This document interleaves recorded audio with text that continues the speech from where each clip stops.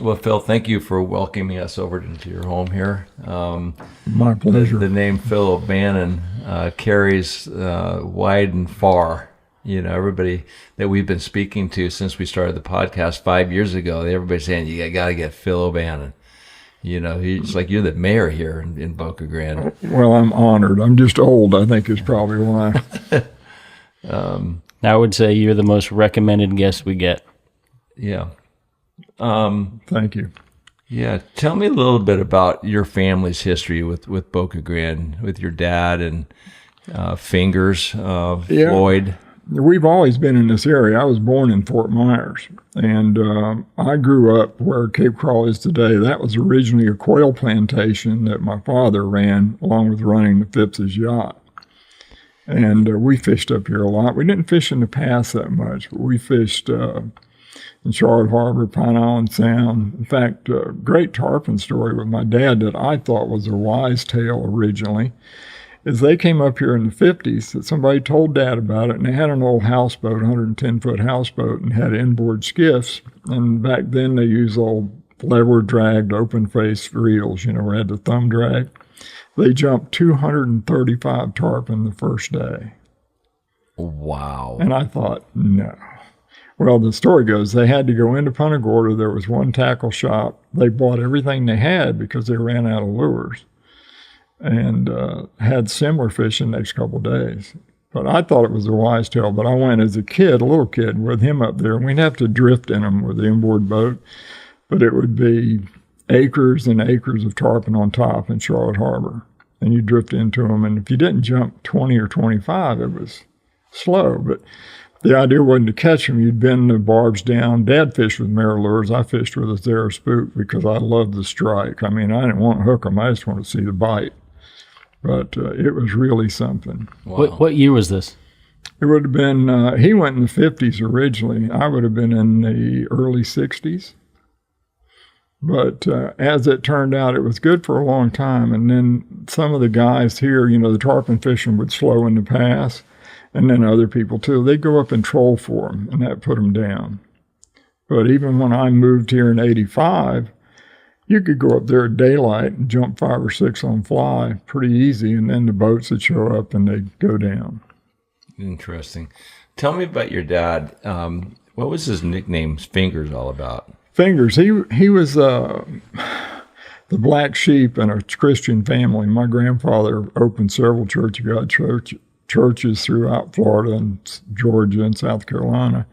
But Dad played football in Arcadia, and he got the nickname Fingers from playing football, but everybody thought it was from when he was, probably in his 40s. He was down before the Alligator Alley was built, down in the Everglades deer hunting, and they were partying a little bit, and he had a handful of cherry bombs, and he lit one, and threw it, but he had lit 2, and a group of cherry bombs went off his hand and blew his hand off. Blew it off. Yeah, and that was 15 hours in a buggy to get back to a hard road to get to a hospital. So they wrapped up what they could, and Pete Pulitzer back then put him on a buggy, got him out. Well, the buggy broke down, a game warden found him, and he got him to the road. He got to a hospital, and a surgeon put 2 of his fingers and his thumb back on. So that's why everybody thought he was called Fingers, but it was actually from playing football. But he was also a pitcher, if I'm not mistaken. He was a pitcher early on, and he fished a lot in the old days with Ted Williams. And Ted, I guess they played baseball when they weren't fishing, but Ted got him a job with the Tigers, or got him a tryout. And he went to spring training, didn't like it, came home, went back to guiding and playing semi-pro baseball. He liked fishing better. Interesting. Do you remember shaking his hand or seeing his hand? Yeah. He had the index finger and the middle finger and his thumb? Like that. Very interesting. But he could do everything. I'm sure he acclimated. Yeah. You know, very well. Didn't slow him down. Yeah. I'm sure you could spin biminis pretty quick. I can't even imagine, you know, the type of fishing you had back in the day here in Boca Grande, because in the 1800s, I think it was 1885, a man by the name of Woods caught the first tarpon in Tarpon Bay over in this area. So this was the crosshairs of all the tarpon fishing. Yeah, it was. You fished with the president, the Bush family, quite a bit. What were they like as fishermen? It was a real honor to fish with them, to say the least. I enjoyed it. I mean, the Secret Service got to know us after the first year. It was easy. You know, we had boats for them, and we just had a really good time. In fact, I even went up to Kennebunkport and fished with the president up there for a couple of days, stayed at the house there, and enjoyed it. And then when 43 became president, he fished with us actually when he had the Rangers, and they were down here in spring training, but he came down and fished with us when he was president, too. Yeah. You know, if you take a look at what you did here, your whole family, you saw the whole evolution of the pass and the whole jig fishing. Tell me a little bit about the pass and how important that is for this area. Well, it's unbelievably, well, it's not important just to this area. It's important to the whole fishery because it's the largest group of pre-spawning tarpon anywhere in the world. And they come to the pass to feed before they go offshore and spawn. So if you disrupt that fishery, you're going to have a tremendous effect on the overall fishery. So, the jigging did that, and it's getting a little better now, but it still needs some work. Mm-hmm. Are there people still jigging the pass? Yes. I think they are. I think they redesigned the jig. They redesigned it to get around the law, and it makes it hard to enforce. They're still doing it a little bit. It's not as bad as it was. The fishing's come back. When I started guiding tarpon full time, we'd average, over 100 fish a year caught to the boat on fly and jumped a lot more. And when the jigging started, it took a nosedive. I went down to 30 fish one year caught. Wow. And then now it's coming back. It's coming back now. And that was just because of the pressure in the pass, Yeah. not that the fish were dying. Well, up until the jigging got going, the fish had a pattern. If you knew the tide, the wind, the moon phase, I could tell you where they'd be. And they left the pass at exactly the same tide, same time every day. And they'd take a swing down the beach and come back. And the pattern just went away. I mean, years ago, like when I first started fishing, basically, there was only one other guy. In fact, I think he just got put in the Hall of Fame, Bobby Buswell. Mm-hmm. Bobby was bait fishing on the beach, and I was fly fishing on the beach, and that's the only people out there. And you really didn't look for strings or singles. You looked for big black masses of tarpon migrating down the beach. And the deal was back then, you could jump we figured somewhere between 16 and 19 fish out of a school before they got spooked. So you would follow and jump ahead of the school, jump a fish? We'd actually, because we had 12-volt trolling motors, we couldn't stay with them. The water was deep, too deep to pole.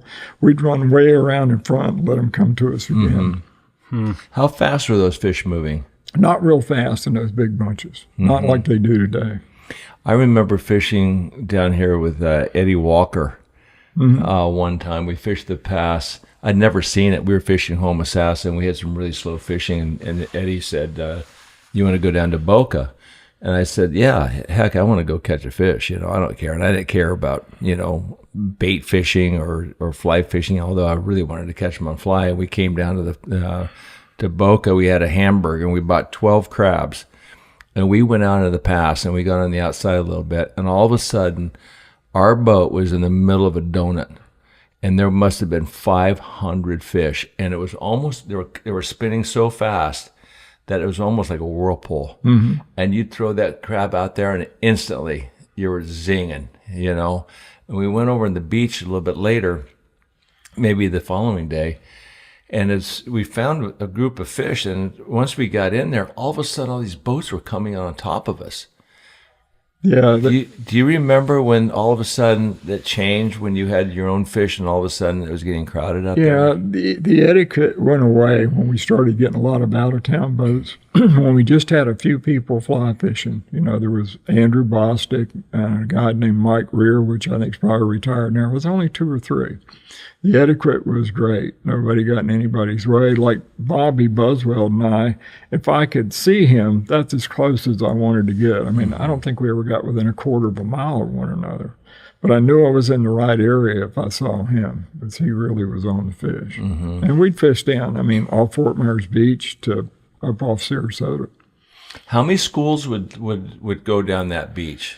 Like, It's hard to say, because you'd only fish 2 or 3 a because day. you follow your own school, right? Yeah, you didn't really need to look a lot, but that all changed. And a lot of it was pressure from the Keys. Later, Naples, Everglades. I think that broke the fish up a little bit. And I think a lot of the fish don't necessarily go down the beach anymore. They come in from offshore. So were you the first pioneer to really target them on fly in this area?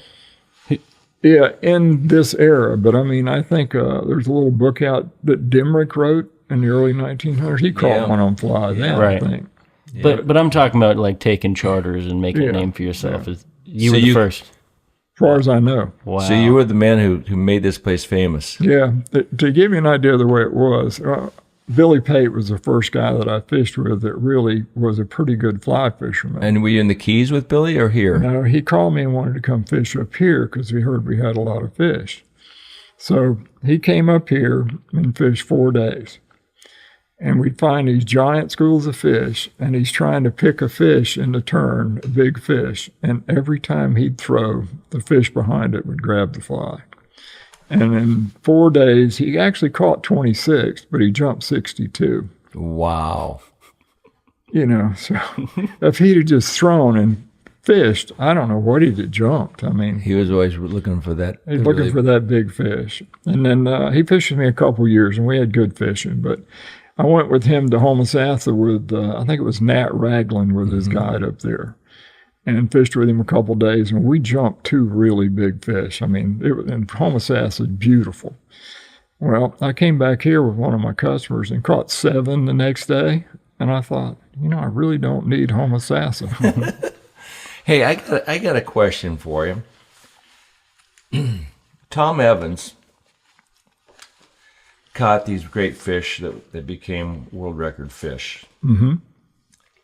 And he caught the 195 on 12-pound test, the 191 on 16, which broke Billy Pate's record. Right. And he caught a 180 on 12-pound test that overtested. Each of these 3 fish had the same tag from Nate Napolitano. Nate Italiano. Yeah. Nat. Yeah. Now, I don't even know if Nat knows this, but I don't know if he does either. 3 of those fish that he tagged became 2 of Tom Evans's world records. Yeah, Nat was one of the really good guides in the past for years. Now his son guides here.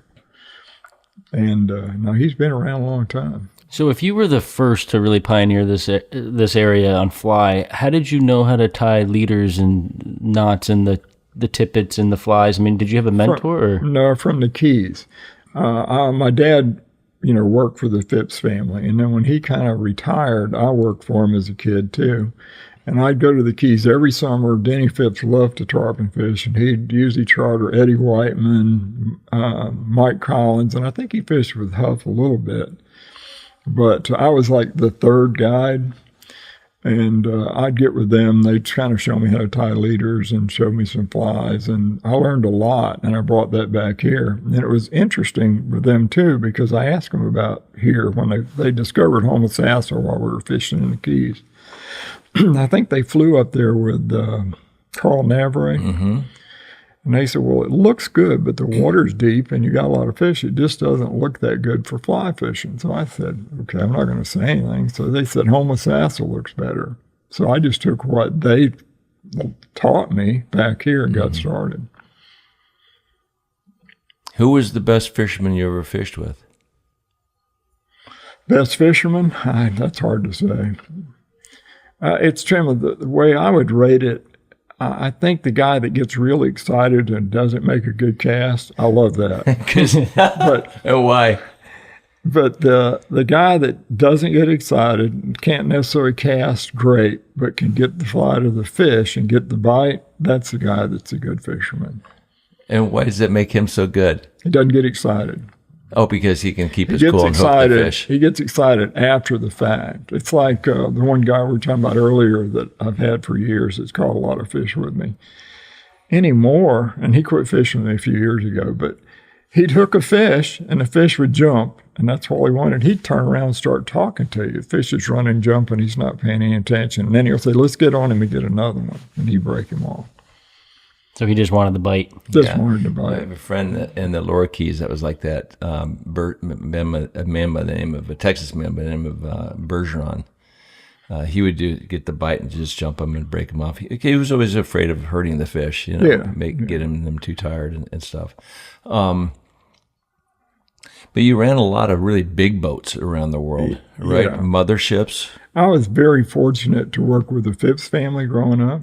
And then with them, I was kind of like their hunting and fishing guide. I ran their quail operation and went with them on all their trips as a guide later on. And we were in Panama, actually in the Chirica Lagoon, catching tarpon and cuberas and stuff, fishing with a guy named Byard Sharp, who's one of the DuPont heirs.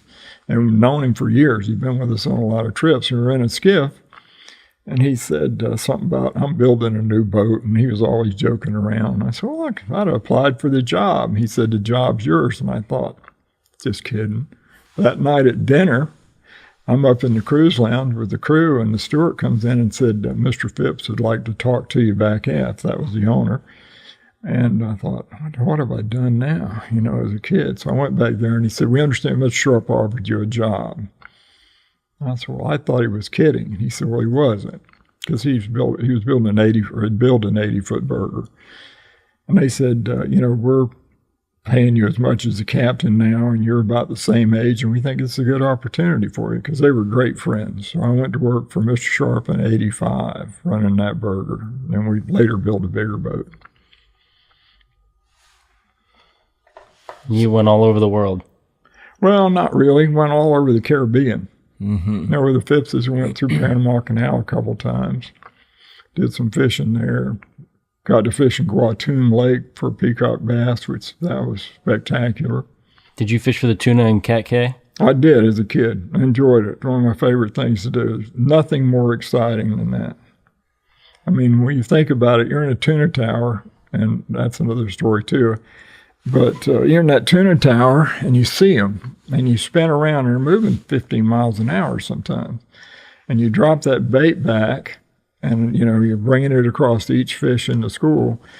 And it happens so fast when they hit it, it looks like you threw a quarter stick of dynamite over the back of the boat. It's just an explosion.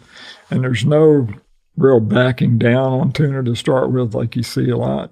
You actually turn the boat at an angle and run full speed to try and beat them to the drop-off, where it goes off, so they don't cut you off. We've heard that from Carl Anderson this week. Yeah, but it was great. I mean, and how deep a water was that? They come down. They used to come down the edge migrating, and usually 80 to 100 feet of water. It's kind of like a white sand strip. You can see them really well. Mm-hmm.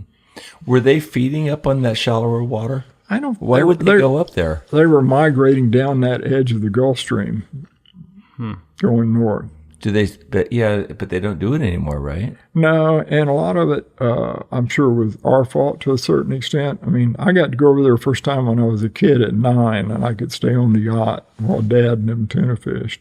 And I've actually seen 80 bluefin tunas stacked on a dock in a tournament that they dragged out for the sharks to eat. Wow. Oh my God. We didn't know. We didn't know you could eat them. We didn't know they were good. The natives would eat them the first day, but back then there was no refrigeration. Right. But you guys also did that here in Boca Grande with all the tarpon. They did. A lot of the guys were killing their tarpon here. Yeah, even in 85 when I came up here, they were still doing it a little bit, where you see a lot of tarpon hanging on the bows of the boats. But it's funny, the old way of fishing here in the past never had an effect on the fishery. I mean, there was always a lot of fish, but when the jigging started and they disrupted the pattern, it really had an effect. And how did the jigs disrupt the pattern over the old way, which was natural bait? Yeah, right? I don't fish the pass, so I may be talking out of school. But what I've seen because my son Parker's worked on all the boats. With the regular old tarpon boats, they'd fish fairly heavy line. They'd hook a fish and pull them out of the pass, and usually catch them very quickly and release them, not handle them at all, really just release them, break the wire, maybe hold them up for a second in the water to get a picture, And they were fishing crabs? Crabs and shrimp and squirrelfish. And then when the jigging started, they figured they were fishing light line so they could feel them. And the fights went on longer and longer, and it seemed to draw in more sharks and, over the years, bigger sharks. So, I think that's a lot of it. But they'd sit on top of the fish, especially on the slack tides, right on top of the school. Right. And they never settled down. Where the old way, a lot of times they'd fish them, and, it was all, they'd go all the way around them and drift through them, where they're running those outwards on top of them all day. Right. So I would think like the old school guys, they would fish a certain tide. They'd fish one tide and then get new customers for the other tide, correct? Exactly. Do you remember a period of time when there was a lot of people denouncing the killing of these tarpon over here? Like, we got to stop this? Yeah, no, that came pretty quickly. Did you have a voice in that? Yes. Because I know Mark Davis, too, had a big voice over here, to stopping the jig fishing in the past. But you're older than Mark. Yeah, no, you're thinking of Frank, right? Frank Davis. Yeah, Frank's a good friend of mine. Not a lot older. But no, I went to Tallahassee and spoke on that, but I thought it was a detriment to the past, and I told them how it had affected my fly fishing, in that meeting when they closed the jig thing. But it still needs some work. I mean, it's a great fishery, and we don't see it disappear. And it's not what it once was, but I still think this is one of the best fisheries for tarpon there is.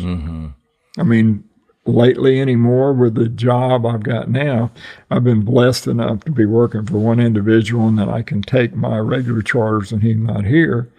And if he's not here, I'll go out in the morning and catch one or two myself. It's just so I know where they are and come in. So it's still good. I mean, it's February 9th, and you look out, across the bay here.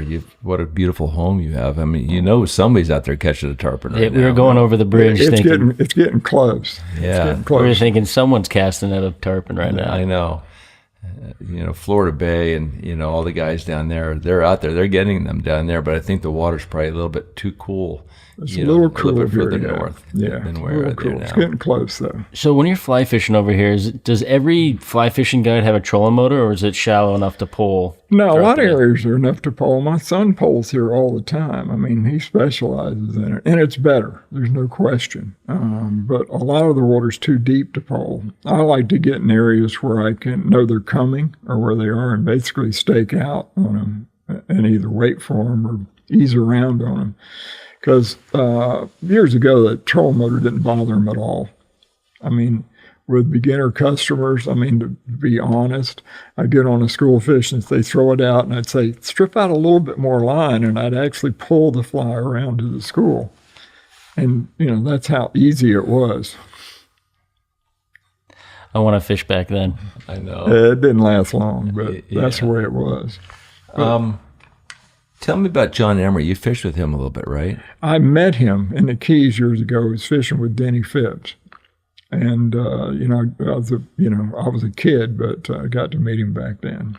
So with Billy Pate and some of those guys that influenced you, with the IGFA legal leaders and stuff and fishing Homosassa, did you ever seek out record fishing? I never did. I thought it took away from the fishing. I respect it, don't get me wrong, but I thought it took away from the fun of the fishing. Now, I still fish a legal leader and 20-pound tippets. I caught over 1,000 fish on 16-pound on hard masons. But when 20 came out, that really helped with the sharks too, because if you fight a fish very long around the pass or in deep water on the beach, you're going to have shark problems. And the first few years I fished, I lost some fish to sharks. And in the past 20 years, I don't think I've lost one. So how long would you typically fight a fish on 20-pound? How long would it take? A long time would be 10 minutes. Yeah. 15 minutes. Yeah. That's with a good angler. Somebody that hadn't caught one, it's going to take longer. I find it interesting that because there's very few people that fish IGFA leaders anymore. I know. I think you're disrespecting the sport. Me personally, not everybody, because I know everybody does it, but I think it's part of it. So tradition is really important to you. I think so. Yeah. And it's a habit. Right. So does your son fish IGFA legal? Not all the time. Not all the time. What's he fish? Parker, you're gonna get it exposed here, Park. Yeah, he's doing very well. I didn't think he would. He got a very good education, University of Florida, in ag. He got a great job with ag. He worked about 6 months, had everything going for him, and called me and said, "I don't like this job." Well, growing up, he'd seen everything I had done. I said, "Well, I thought I'd be very smart." I said, "Son, well, you don't ever quit a job till you find another job." 2 weeks later, he called. He said, "Well, I'm a quail guide at the Gilchrist Club." I thought, but he went from there. He guided in Alaska, came back and guided turkey season and outdoor experience. And he got a boat from me and started tarpon fishing. And he hadn't stopped yet. And he's already booked here in tarpon season 90 days. So Sweet. then he goes to Montana because he grew up out there with me fishing there, and he guides out there.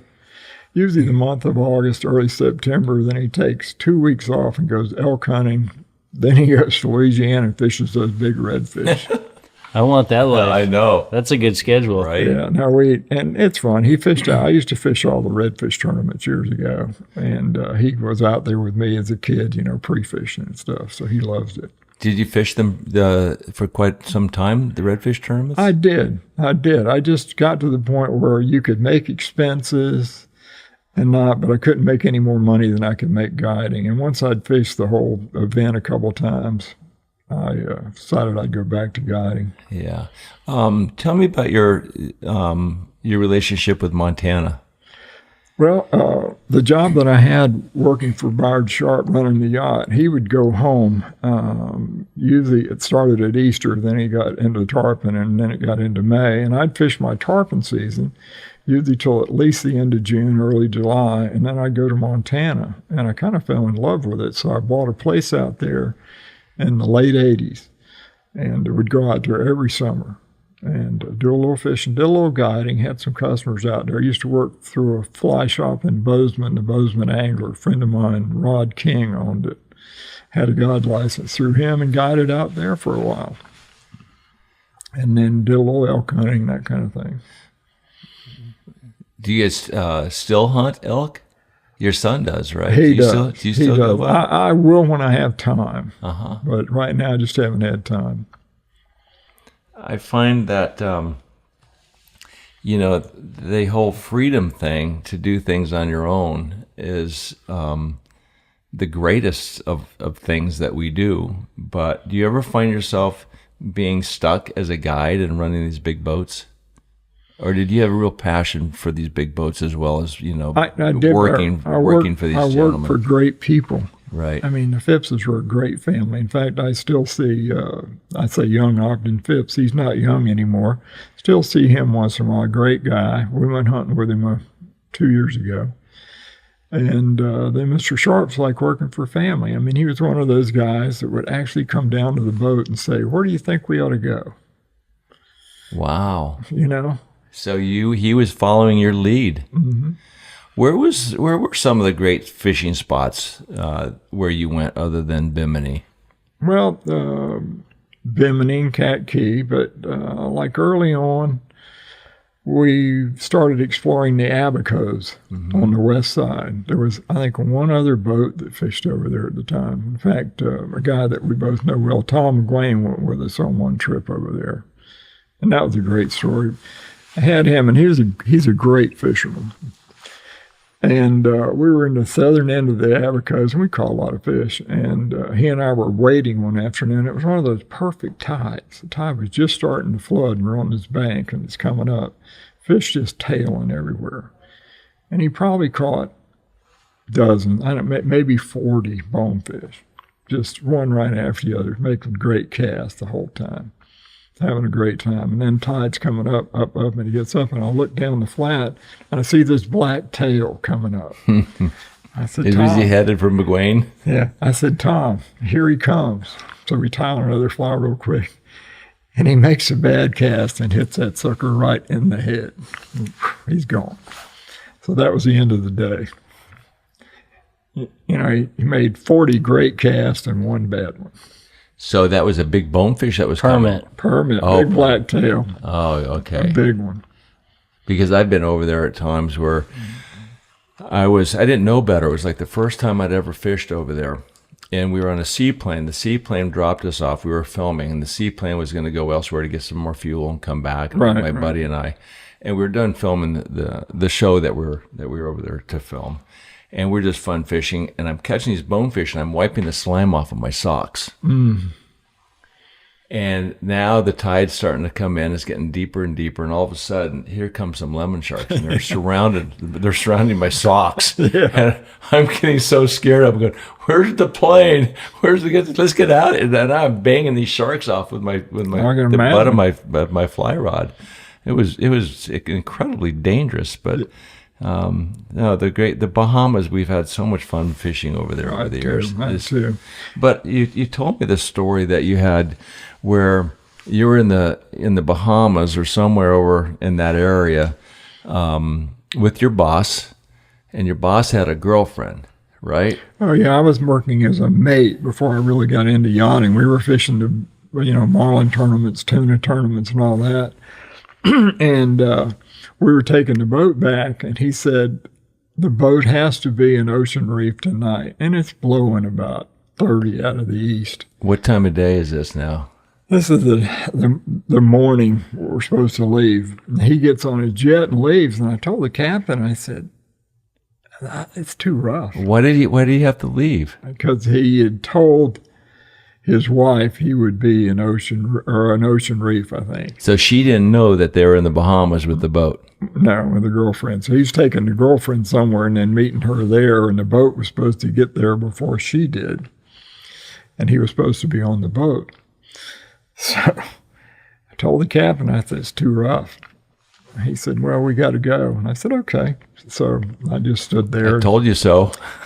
And when we came out the cut at Bimini, wave he hit a wave wrong. He didn't have it timed just right, in that shallower water.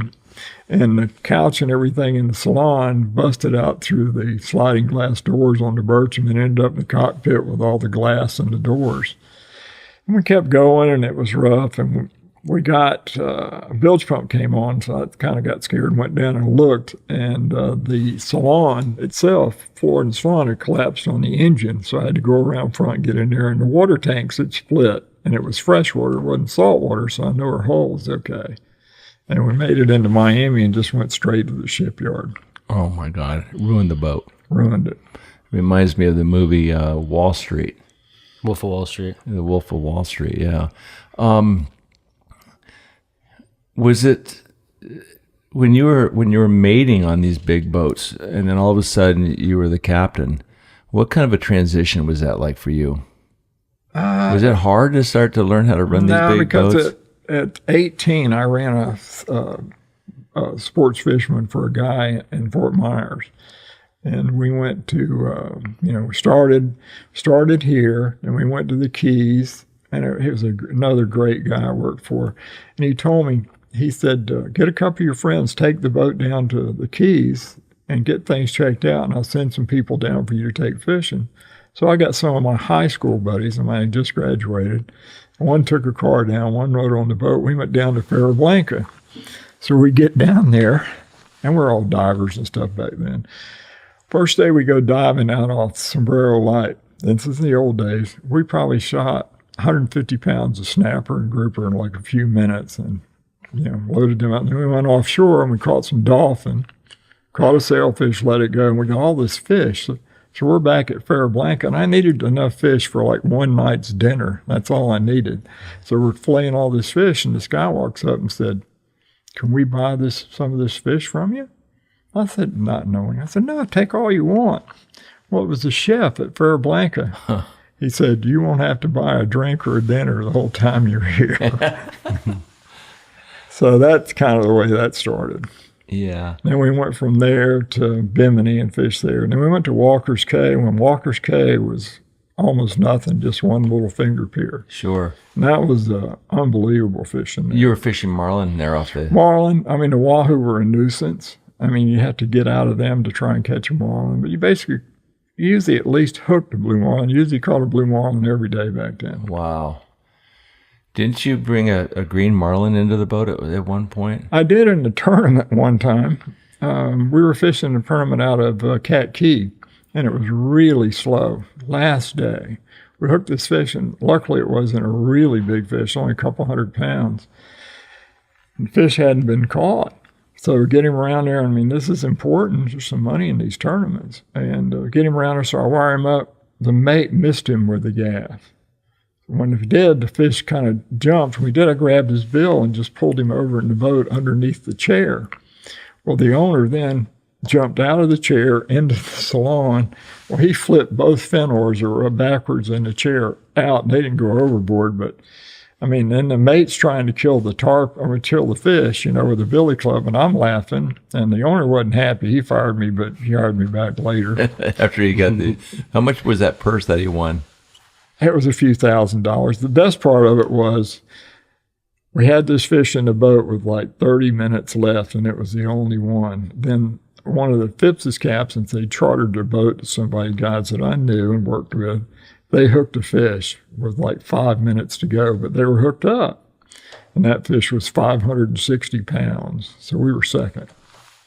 Wow. A buzzer beater. You talked a little bit about the tarpon fishing in Boca Grande currently. What's going on with the state of the snook fishery? The snook fishery, after 2010, the snook fishing has never really completely come back. That was the freeze. Yeah. And we lost a lot of fish. But the problem that we have fishery-wise is the state can't seem to understand how many people are fishing. They're basing rules and laws on what was going on here 50 years ago. I mean, my grandfather was a commercial fisherman, had a fish house. He was one of the ones that got snook off the commercial market back in the 50s. Wow. So, he could see it back then. But it has potential, but it needs some changes. The problem we have now is when a snook becomes legal size, he's taken out of or becomes spawning size. He comes out of the resource. So that can be good. They're just killing too many fish. Can't they get a good number based on fishing license sales? Yeah, absolutely. But the problem they have, and I mean, I give marine fisheries all the credit. I mean, the staff tries to do a really good job, and generally they do, but they're forced into using projected data, and that's hard to manage a fishery with projected data. So most of the times, if you catch a slot snook around here, someone's going to take it. Usually. Mm-hmm. Huh.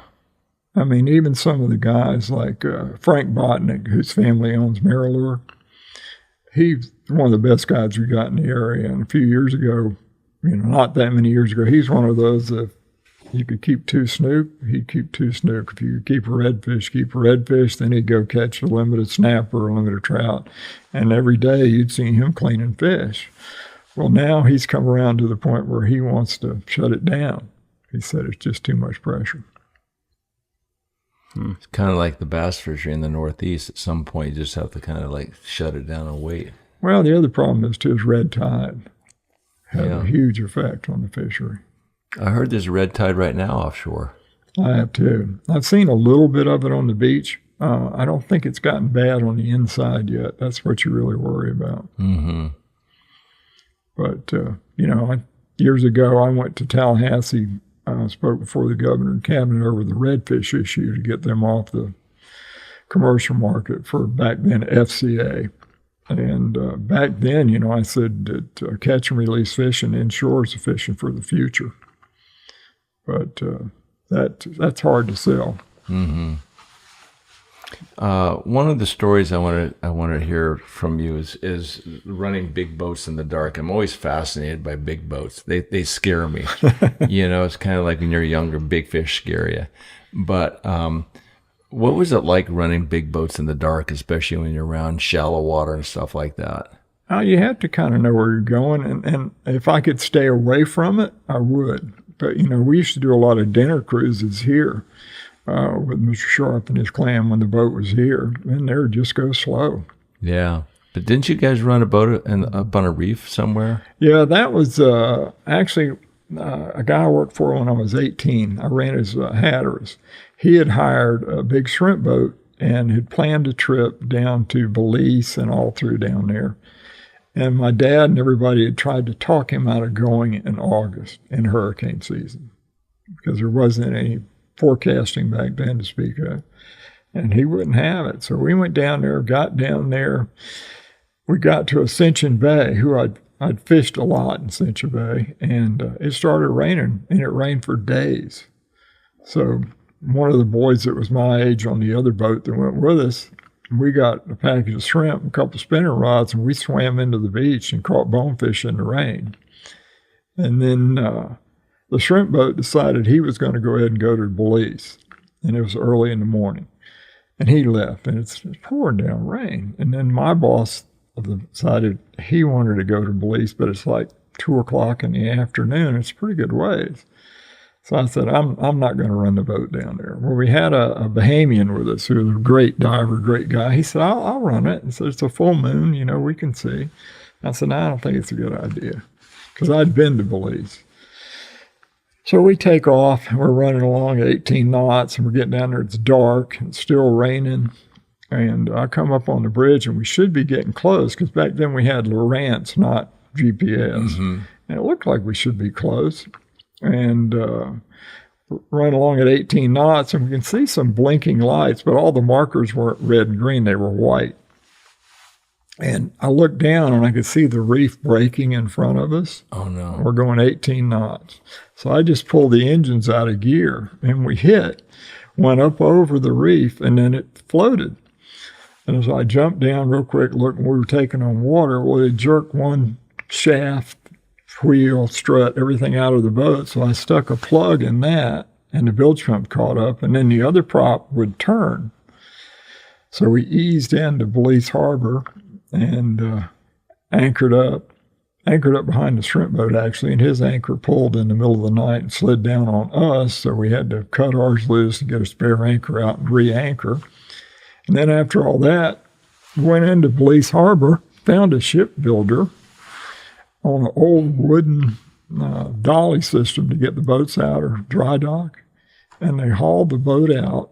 They fabricated, I think we had a new shaft and prop and everything sent in, but they fabricated struts and everything out of steel and put it back in the water. And the boat ran smoother than it did, didn't it? And that's my story for that trip. Oh, my God. But we fished Turnip Island, but back then they were netting the bonefish at Turnip Island, that kind of stuff, so it wasn't great. But we did a little diving, but just the weather was terrible. Mm-hmm. One of the things I'm really interested in is the kindness of your family. Your wife, greets us at the front door, but it leads to how you adopted these two kids. Parker's your only son. But you had Travis and Seth. You guys raised these two kids. Tell me about how they came into your home and you welcomed them with open arms. Kid. Actually, there's three. But Travis, his family were having trouble. His older brothers at the time were having drug problems and other things, and his mother just couldn't really control them. And they were living on, their granddad's boat, and Travis was over the house. So Travis came to live with us. And then not that much longer, his little brother showed up, Seth. And, he'd sleep on the couch. And then after months, Mary finally said, do you want us to make you a bed up? You're getting kind of big for the couch. And he said, we had an extra room downstairs. And he did. So Seth was with us. And then they were with us, and Travis had trouble in school. I got him through a military school. Now he's a guide here on the island, tarpon guide. Wow. And then Seth, he went all through school, did very well in school, went to college. We got him through the University of Florida, and now he's running Tampa Bay Seafood. But the other one that we took in at 15, Dylan's dad had problems and had a big construction business, and when the economy turned down in 2009, they basically lost everything. Not really his dad's fault, it just didn't have any business. So he moved everybody to Arkansas with a chicken farm. Well, Dylan hated it. So he'd come and see us when he could. And finally, he didn't want to go back. And my wife told him, well, we can't take you unless your dad and mom say it's okay. Well, he talked him into it, and he came and lived with us. Wow. And you have all these rescue dogs? Yeah. Like well, if you think in Boca Grande and you need some help, he's the best, though. go knock on O'Bannon's door. I have a younger brother if you guys are still taking some kids. But Dylan, he wouldn't go to college, and he should have. He's a real bright kid. But he always worked, and he worked in a pool business to start with. Then from there, he started a little construction business. He bought his own house. Then he got married. Then he's done very well. He's got a big construction business now. He's got 3 kids. He's married. He owns his house, property around his house, owns all his equipment. I mean, he's done very well. That's amazing. Real success story. That could be possibly one of your greatest assets. Oh, I think it is. I think we've been blessed by being able to do that. Well, also, too, having that kind of a voice for these young kids and the security. Tell me about Mary. I mean, that's a big testament to her because you're out on the water, guiding all these. Yeah, I wouldn't be here if it wasn't for her. I wouldn't have done what I've done without her. I mean, to give you how understanding she is. We got married, went to the Keys on her honeymoon, and she got a rental car and drove home from Ocean Reef, and I got on the Phipps's boat and went to Panama for 6 weeks. That should tell you That's something. what it's like marrying a fishing captain. So that should tell you about her. But she put up with me for a lot of years on that deal. Well, it's pretty obvious is why, you guys are together, heartwarming and loving family here. One of the things I'm curious about over here in Boca Grande, or in anywhere like in Sanibel, the hurricane exposure that you guys have had over the last number of years has got to be exhausting. Yeah, it has been. I mean, this house in Ian was pretty much completely destroyed, basically by water. And Mary at the time, working for the Gasparilla Inn, was trying to get the island up and running again. That's what she does, basically. In fact, even in these last 2 storms, she and a couple others have gotten a group together and raised a tremendous amount of money to get all the businesses open again. But that, and then, we got flooding here. The storm surge we had in those 2 storms, I've never seen before or seen anything like it. I mean, literally water came completely across the top of the island. Because for so long, you didn't really have that kind of exposure to hurricanes. No, I think, we may have had a storm back in the 20s or 30s. I mean, it's kind of a family joke on my mother's side. My grandfather was a commercial fisherman in Naples, did very well, made a lot of money. And he had the opportunity to buy Port Royal, the whole thing, and didn't buy it. He bought 200 and some acres on the high ground outside of Naples because of the 2 hurricanes they'd had in the 20s. So the Port Royal flooded during those. What kind of commercial fisherman was your grandfather? He caught everything, mainly mullet. He did a lot of guiding. In fact, I don't have the information, but I saw the pictures. He had a ladies' world record caught in Shark River back in the, probably the 20s. Wow. And he carried it all the way back to Naples to weigh it, laying in the back of his boat. He didn't have a cooler big enough for it. So what it really weighed, nobody knows. But he did a lot of mullet, a lot of pompano. Later in years, he did pompano fishing. And he just did it out of a mullet skiff and made quite a bit of money doing that. So getting back to the hurricanes real quickly, what kind of anxiety do you have now, looking ahead after these last number of storms, pretty much wrecked, this whole area over here? I never have had anxiety personally. I mean, hurricanes, if you live on a barrier island, are a fact of life.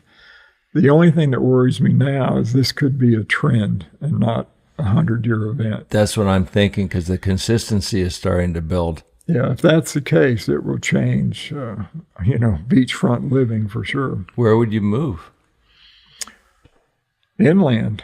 I mean, we just... Colorado? Yeah, well, my son lives up in Chiefland, and we actually just bought a piece of property in a little house up near him just for later on kind of thing. But, I'll always be here for tarpon season. Yeah. I mean, once it's in your blood, right? Yeah. It says you helped develop the Lake and Bay boats. Yeah, the way that started is we'd had some skiffs built by Fred Meister, who were a copy of some of the boats built in the Keys. And my friend was looking for a high-speed flats boat. So we went to Fred, and he said, well, I got this guy that just built this bass boat. And he got this mold that was a race boat or something originally.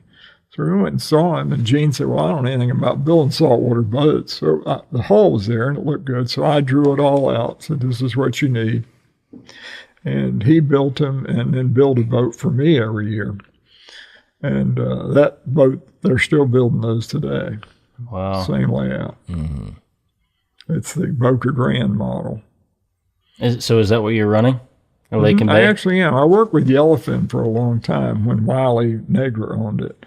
And their 26-foot bay boat, which is a great boat. And then before I went back, I left Lake and Bay when Hal and Flip had Hell's Bay. We had bought a couple Hell's Bays for the yacht, and they wanted to build a boat that would be good for over here, so they built the guide model with a bait well and everything like we use here. And worked with them for years. They're a great boat. I caught a lot of fish out of Hell's Bay, especially poling. I mean, it was a great poling boat. But then when I started fishing the redfish tournaments, the Hell's Bays just weren't fast enough. Right. So I went back to Lake and Bay. Do you guys fish big motors over here? I don't anymore. I mean, I've got a 150 on a 20-foot Lake and Bay. Well, it's plenty fast, right? Yeah. Do you still like to go fast? No, not like I used to. I mean, we used to run Mercury racing motors on them, so. Yeah, a lot of the Keys guys. Yeah, I was so fortunate. In fact, I was doing a show with Roland Martin and ran into a guy named Dave Martin, who was one of the head people at Mercury's base over here in McCarbo. And Dave said, why are you running Johnson? I said, well, I get a real good deal on these from the dealer. He said, well, why don't you come over to McCarbo? So I'd get a new Lake and Bay, take it to them. They'd rig it, put a motor on it, and I'd run it, and I'd take it over and let them look at it and test it. And we did that for years till they came out with a guide program, and that ruined that. So I had to go on the guide program.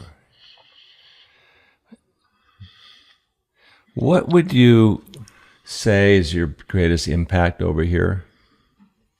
The O'Bannon name? Oh, I think, I'm pretty low key when it comes to that, but I've just done a lot of fishing. What are you most proud of? My son. I think he's done a great job. I really didn't think he could make it guiding in this world today, and he's doing great. And he's very good, but he's very, very motivated. He works very hard. He's one of the few guides anymore that you see that will get up and pole all day, which you don't see that much anymore. Yeah. Do you still do some of that, the polling? Not as much as I used to. Yeah. Not as much, because I figured out how to get around it.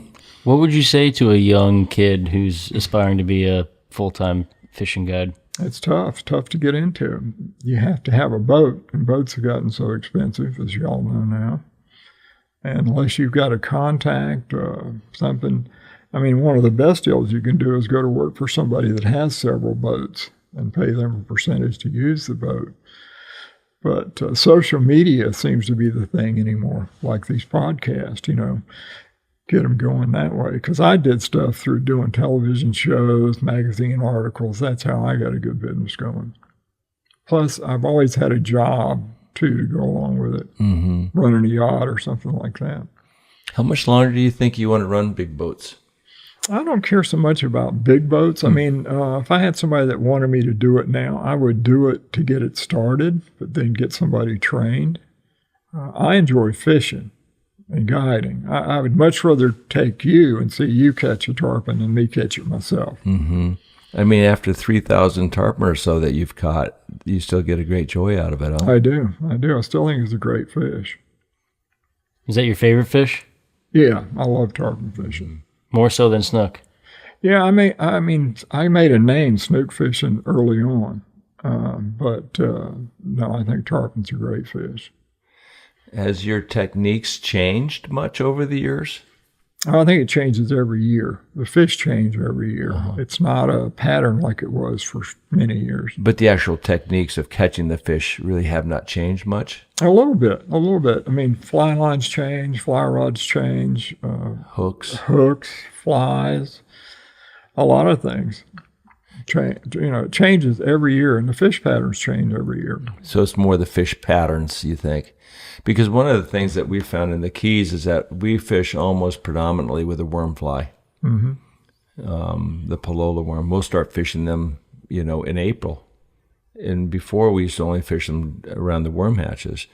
Do you guys fish palola worms over here, or are you still fishing feathered flies? Do I have to talk about that? No, you don't have to talk about that. Yeah, I mean, my son's fishing them now, and they do work. I mean, the fish have that memory from the Keys, and the fish that come up here are going to, sometimes when they won't bite anything else, and I'm not good at it. I mean, they like the, two-handed strip, or I'd rather just a short strip. But he's catching some fish on it when they won't bite anything else. Let me ask you this. If you run your skiff across the Boca Grande Channel and you see a big pod of tarpon that are rolling, you can, how they do that roll and they go right back down to the bottom. If you dredge those fish, can you catch them on fly, or are they going straight back down to the bottom? Too much pressure in there. I mean, talking about dredging, that brings me another story that you all would But you're not appreciate. talking about the pass, though? No, I'm talking about the pass. You are. Yeah, pass, yeah, and that'd be hard to do. If there weren't any boats in there, yeah, you could do it. I mean, we did it, good story too. Years ago, Billy Pate called me. They were caught a 200-pound tarpon in Louisiana. Said, can you get a customer and go out there? I think it was Lee Baker at the time with his guide. I said, sure. So I got my old customer, Mike Bolger, that I fished with for years. I said, you want to go? He said, sure. So we loaded up the boat, put it on a trailer. We drive down there, get to the Venice Marina, and we were ready to go. Boat was gassed up, all the gear's in the boat. And Billy, it'd take him a day to get organized. I mean, he was everything had to be precise. So I go in and talk to the guy that owned the marina, and he said, well, my son's getting ready to go out. You can follow him out. So I'm looking for a skiff, and it's not a skiff. It's a big sports fisherman I'm following out. So I had no idea what we're doing. So we run out the inlet there, get out the end, and we're out offshore in 60 feet of water. And I'm thinking, this is tarpon fishing? Right. And I look, and it looks like a Boca Grande pass coming to us, all these fish rolling. So I tell my guy, I said, we got a sinking line. I said, just throw it out, let it sink, because they're coming. And he throws it out in the line. You can see it falling in there. And I said, okay, I think they're here. So he starts stripping them, and we're like this. And he goes, oh, shit. This fish comes up and jumps. Well, I thought, well, he wasn't that big, maybe 90 pounds. We're looking for 200-pounders. Well, the whole Cajun fleet, all these big ones come around us. These Cajuns are going wild. They're clapping, and we're thinking. So we get the fish up. I actually get a hold of him, take the hook out when I used to handle him a little bit, let him go. They're all trying. So we get back to the dock. It's the first tarpon ever caught on fly in Louisiana. Wow. So Pete Cooper, old Rider Bay, then he comes down. He's got to see it. So we took him the next day and caught another one, maybe 110 pounds. And Billy's fishing now. And dredging, though, which, that wasn't our style. So we did that the next day, and he got his article he wanted. And then we went red fishing for 2 days. Never saw a tarpon again. We caught redfish on plug rods in the marsh, had a blast. You're probably used to seeing the fish. Who wants to dredge, right? Yeah, I mean, we don't see them like you do in the Keys a lot of times. A lot of times I'll go early in the mornings where they're finning, or, you've got to see a push or something like that. Did you ever find tarpon anywhere else in the world? Yeah. That was really good fishing, like in Cuba possibly? I only marlin fished in Cuba that one time. But we caught a lot of fish in Panama, but in the rivers on live mullet. Mm-hmm. And, the fishing in Ascension Bay, there were some tarpon that were caught. The boat caught some fish there. I never did do much of it way in the back of Ascension Bay. But I mainly bone fished and stuff there. And another deal there, I was there as a kid. One of my early trips with the Phippses, I was fishing with Marcy Granville. I think he was president of Texaco at the time. And we're pulling down this bar and we're catching bonefish. And I see all these little black tails up there. And I'm thinking, I think that's permit. I didn't even know what they look like. But I said, it's not bonefish. And we didn't even change flies. I never forget. We had on Crazy Charlie. Sure. So we get up there, and they're not big. They're probably 5-10 pounds. Throws out, hooks one, catch that one. I still see him down there. I pulled him down again, and we caught another one. So we get back to the boat, and Mr. Phipps, Denny Phipps, says, how'd you do? I said, well, we caught 2 permit on flying bonefish and walked off. He said, you did what? And that's as good as it ever got for me, permit fishing, and I've caught a few. You're probably like, this permit stuff's easy. I thought so. Yeah. Not anymore. I know with my boss, we caught permit all over the Bahamas, but usually on crabs. Because I was one of those that I'd say, let's take a couple of crabs with us. We'll catch a couple, and then you get the fly right out. Because he loved to fly fish. That was his thing.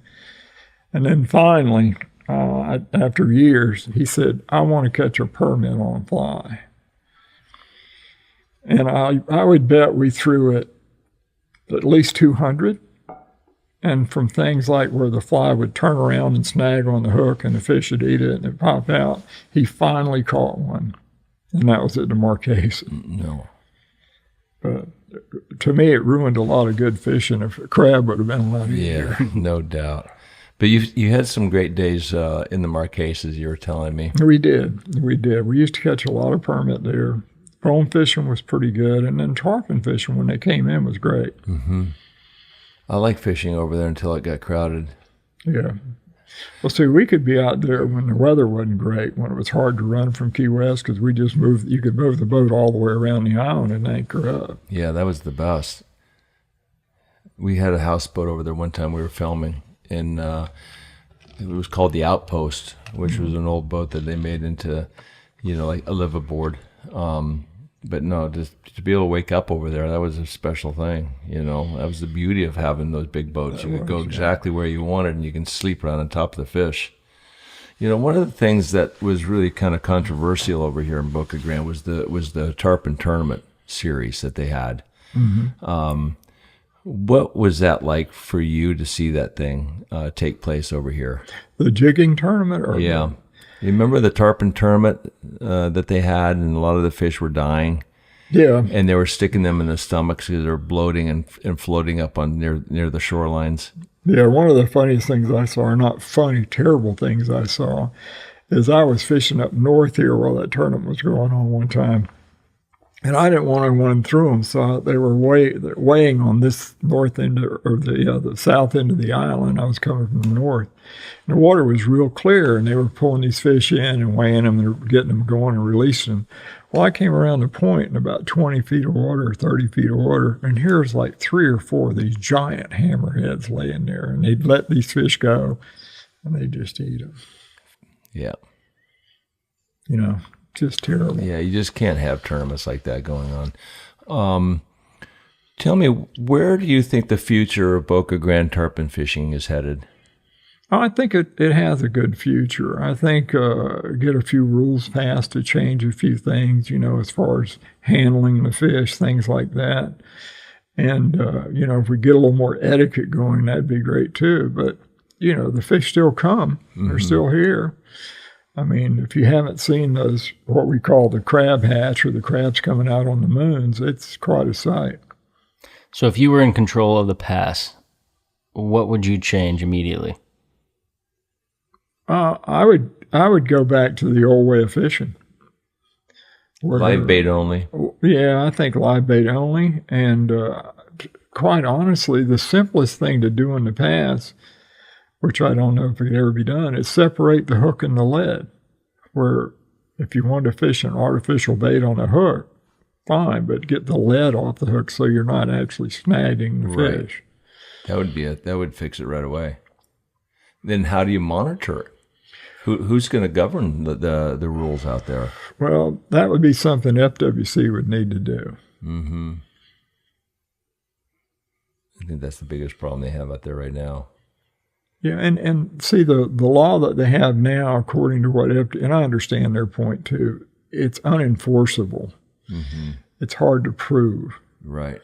And I know, to give you an example of how those things work, when I used to guide out of Fort Myers years ago, snook fishing, when it was good.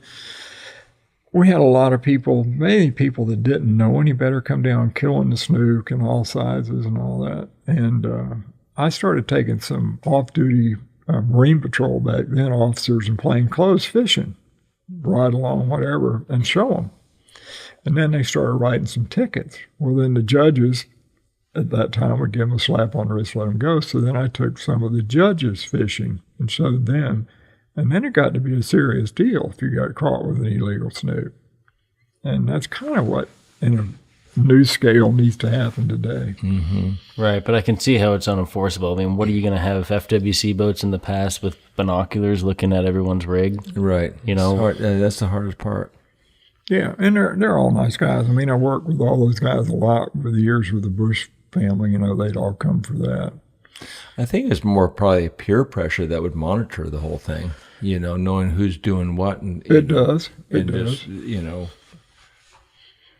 I think that's probably the best thing that would ever happen is in people, you know, the real good guys with great voices like yourself to all of a sudden start shaming these people and looking down at them and possibly influencing these guys, you know, maybe try to fight for the future of the past. Yeah, I just wish we could have kept the etiquette we had early on, like y'all have in the Keys, and it just went away. Mm-hmm.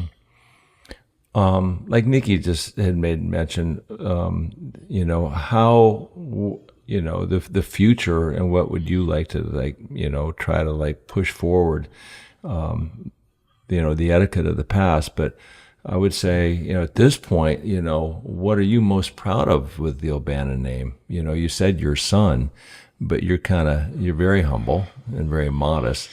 What are you most proud of with what you've done? I've done it a long time, really enjoyed it. And I've been very blessed to fish with some great people and had the opportunity to catch them some fish, show them some fishing. And I'd say I'm more proud of that than anything else. Mm-hmm. And you've had a lot of famous people in your boat. I had a few. Your wife was saying you were over in some location and there was Jack Nicklaus, and you said, I'm going to go say hi to Jack, and she didn't know that you had a relationship with Jack, and you went over and he gave you a big old hug. Yeah, that was years ago too. I was very young then. Jack Nicklaus's captain got hired by the Phipps family because he was a great tuna fisherman. And he had a little merit boat, and the captain and I were friends, and he said, would you take Jack over to his place on Great Harbor? I said, sure. So I took him over, and his boys were little. And the way it started out, got the boat in there, and it was a drop curtain on a merit boat where you put an air conditioner on it for it's comfortable. And he came down and saw that and said, no, you need to stay with me at the house. So we stayed, we fished, and the only memorable, other than getting some crawfish, catching some bonefish, is we went blue marlin fishing one day, and I tried to talk him into getting a mate. And he said, no, we don't need a mate. I can run the boat. I said, yeah, but if you really want to catch a big fish, you know, you need a mate to help me handle it. He said, okay, because we were killing them back then. And Jack was in the chair. I was running the boat, and he had a friend with him, the doctor, and he said, he can handle it. He'll gaff him. So we hook about a 500-pound blue marlin, which back then, that was a big fish in Chub Key. And he gets him up to the boat. Well, I get him wired. Well, the guy freezes up. He won't pick up the gas. I mean, the fish is right there, and all I can do to hold him. And the fish started slipping a little bit. When he slipped down, I didn't know it, but my glove hit the snap swivel, and I opened it, and I wired him up again and kept saying, gaff him, and he wouldn't do it. And when he slipped the next time, it popped off. We lost him. I'll never forget that one. Do you have one fish that stands out of all the others? You know, 3,000 tarpon, these marlin, tuna. Some that I didn't catch more than one than anything else. And we caught a tarpon. We had a tarpon on Johnson's show one time with Dick Nielsen, who was my #1 customer for years. And I can tell you a couple stories about him. This fish looked huge in a school of big fish. And one of those you throw at it and they actually bite rather than one behind it or one in front of it. And he hooks this fish.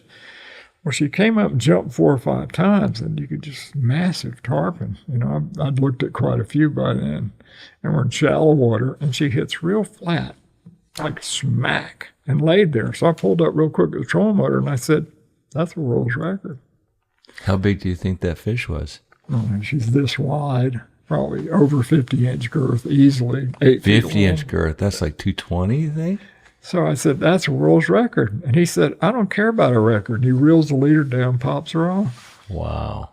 And he did the same thing to me snook fishing early on. We used to fish big schools of fish in the passes when the big spawners get mixed up. And back then, you know, snook records weren't that much. And he always fished class tippets. And he cooked 2 snook one day that were both in that 25 to 30 pound range. Didn't care about either one of them. We let them go. Mm-hmm. Back then, it would have been records. Because the guys in Homosassa always said the big fish came from the pass. Years ago, I think a lot of the early fish were the Homosassa fish. They just looked bigger. I know with the same customer, Mike Bulgers, who's dead now, unfortunately, he's killed in a car accident. We were fishing. We followed a school of fish out of the pass, and they were kind of down in front of the lighthouse here on the beach, and they looked big. Well, he made a cast and hooked this fish, and when she came out of the water, just massive, she just shook her head one time, and he's trying to give her some line. She popped that 16-pound tippet like nothing. So we retied, got back on, and hooked another fish. Now we're 2 miles from the pass. Hooked this fish. Well, it starts greyhounding away. So I got the troll motor up, and I got the big motor going. Usually that's enough. Well, now we're on plane, and it's greyhounding. So we get to another massive fish. Get to the old pier on the end of the island here. I said, "It's going to go through the pier. You got to pick the right spot." I said, "Is it left or right?" He said, "It's right." What wasn't? It was left, and we cut her off. But both of those fish could have been over 200 pounds. Yeah, the big fish carried their weight down to the peduncle all the way down. All the way down. They just looked massive. Did most of the Boca Grande fish carry that weight like that? They did when they were here to spawn. Yeah. We caught a couple fish like that. One time in Captiva Pass, I had an old customer of mine that fished with me for years. And the tide was right. Everything was right, but it was raining. I said, "Well, we got to go look." So we get down, and it's raining so hard you can't see. So we get down in the pass, and you can see the crabs coming, and ththese tarpon just sipping them all around. On a falling tide, all those crabs come off that pass, right? Yeah, so we get down there. He throws out, hooks this fish. Well, it means big splash and everything, but I can't tell anything. So we fight this fish. I'm thinking, this has got to be something. Get it out on the bar, get it up beside the boat. This fish is giant. Well, he didn't, same thing, didn't care about a record. I had to write, 16-pound tippet. So we break that one off. We go back in the pass like 45 minutes later and hook another one the same size. Same deal. And then when we catch that one, go back, it's over. So much fun. Do people jig like Captiva Pass and the passes adjacent to Boca Grande? They don't. No. Do they hold similarly? Like they used to at times, but it's an odd thing.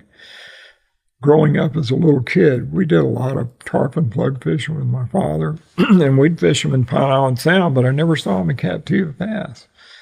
And when I came up to Boca Grande in '85, all of a sudden you go to Captiva Pass and morning there'd be hundreds of fish on top finned out in the pass. And it was that way for a few years. Wow. Who put the fly rod in your hand for the first time? Probably working for the Phipps family. And what ruined me was I can't remember the name of the key. It's next to Little Shell Island. There's a Loggerhead Key. Yeah, Lewis Key. Lewis Key, yeah. Yeah.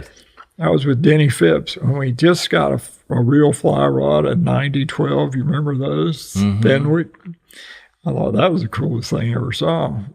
Well, I saw him throw a fly at a tarpon, and the tarpon eat the fly. That was it for me. It's crazy. Everybody says the same thing. Because I don't know how many we caught on plugs before that in bait. What was it about fly that you loved so much? I think it was a challenge. Yeah, we fly fish to make it harder. Oh, yeah. That's why, really.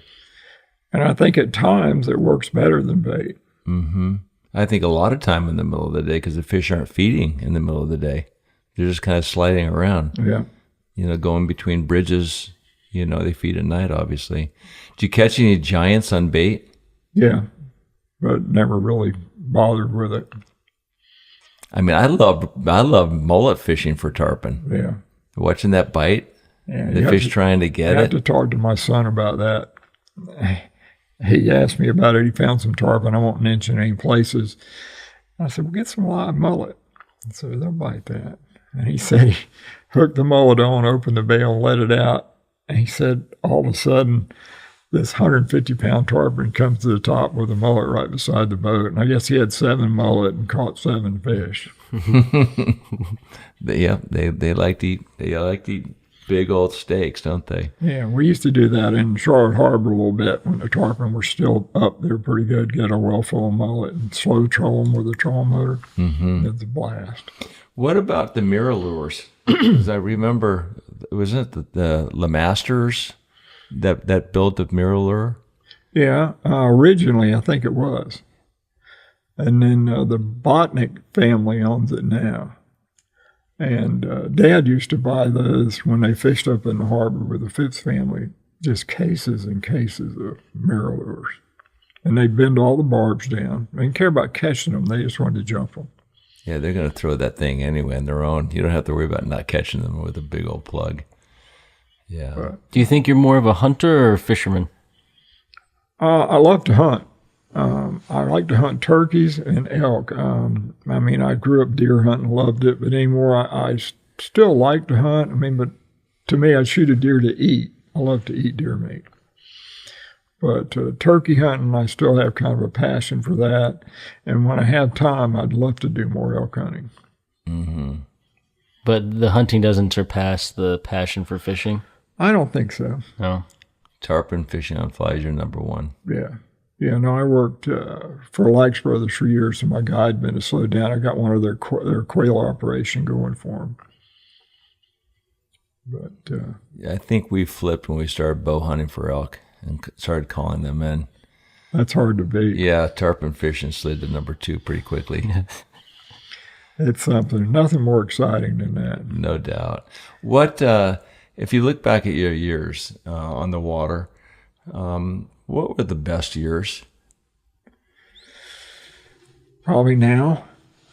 I've been very blessed to work for the guy I work for and be able to fish when I want to fish otherwise. And, fishing's still pretty good and pretty relaxed. Mm-hmm. Not much pressure. It's all on your terms. Yeah. Who was the worst guide or the worst boss you ever had? Did you ever have a bad one? Yeah, I've had a few. Won't name any names, but or clients. Yeah, what was your worst day on the water? We always hear about great fishing days and big fish. What was your worst? I can give you one. The guy passed away now, so I don't have to mention any names. But I fished with this guy, and he said, your boss, who was Mr. Sharp at the time, said, he called him Uncle Beezy. He said, wants you to take me fishing. Well, he wasn't here, so I couldn't ask him. So I take this guy tarpon fishing. He'd never fly fished really before, but he casts a little bit. On 3 days, he caught 19. And his wife went with us every day.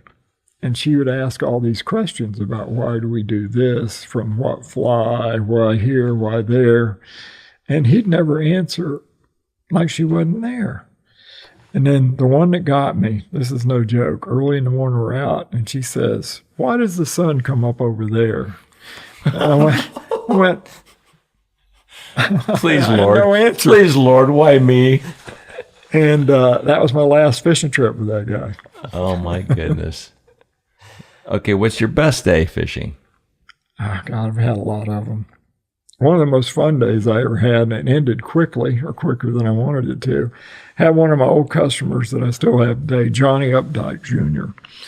And he's down here, and it's in May, and the fish really hadn't showed up, and the water's pretty warm. We're looking all around the inside, and it's slick calm. I said, Johnny, they got to be here or they're coming. So we run out Captiva Pass and start running offshore. We got to 40 feet of water, and all you can see are tarpon fin. Acres and acres and acres of tarpon. nothing, nobody around. And they were biting. And I don't know how many we jumped, but we caught in 40 feet of water 15 fish. Wow. On 16-pound tippet. And I was running out of flies, and he's beat. It's 11 o'clock, and they're still everywhere. And he sits down. He said, and he's got his fly in the water, and a fish eats it beside the boat. And with that, he said, "That's it." Take me home. But that was spectacular to see. Yeah, no question. Did you go out there the following day? We did. They moved down, got a little tighter together up this way towards the pass. They were coming, and caught them again. And we found them twice coming back from the Bahamas and the Keys and Tortugas out in the middle there on the yacht. In fact, one day it was so calm, we put the skiffs in and fished them. How deep of water were you in? Oh, that was like 50 feet probably. Mm-hmm. Because this time of year in February, a lot of times you can find the biomass when they're kind of staging and they're coming in. That would be what it would be. You know, like it's, you know, in May, everything's already displaced and they're traveling up and down the beach, the backcountry. But this time of year, I've always found that this is when you can really get rich, where you can go out and hook. You hooked 32 that one year in that biomass. Yeah, but it's always like, I want to keep my Februaries free. You know, obviously we're going to be fishing in May, but February you got to be ready. Got to be ready, right? Well, it's like here right now in this warm weather. You know, some fish are going to show up somewhere. Mm-hmm. Tell me before we, end this whole thing. Tell me about the red tides over here, because I know that you're always plagued in this area with the red tides. Yeah, it's a. I think from what I've heard, and what people that know more about it than I do say, it's an ever-evolving organism. Mm-hmm. When I was growing up, we only had them in the warm months of the summer, and now we can get it in the winter. And if left to my own desires, I would say close inshore fishing until they find a cure for red tide. Make it catch and release only. Because until they do, a red tide can come in here and wipe out a tremendous amount of fish. And I don't think they have any real answers yet. Mm-hmm. I only saw it one time. We were over here a couple years ago staying with Tom McGuane, and went over by the beach, and you could smell it. Oh, yeah. You just start coughing. Yeah, absolutely. Yeah. And the more you're around it, the more you're affected by it. Yeah. Is there anything we missed? Is there anything that you'd like to add? Not really. I just think it's an honor that you take the time to talk to me as an old gutter. Are you serious? The honor and the pleasure is all ours, for sure. No. But no, it's been a good life, and I've been very blessed to work for the people I've worked for and done the things I've done and seen the things I'm seeing. I just wish everybody else could see it. And hopefully we can get some fishery management in a place where this can go on for a long time. Mm-hmm. Well, one of the things I'd like to end this with is that,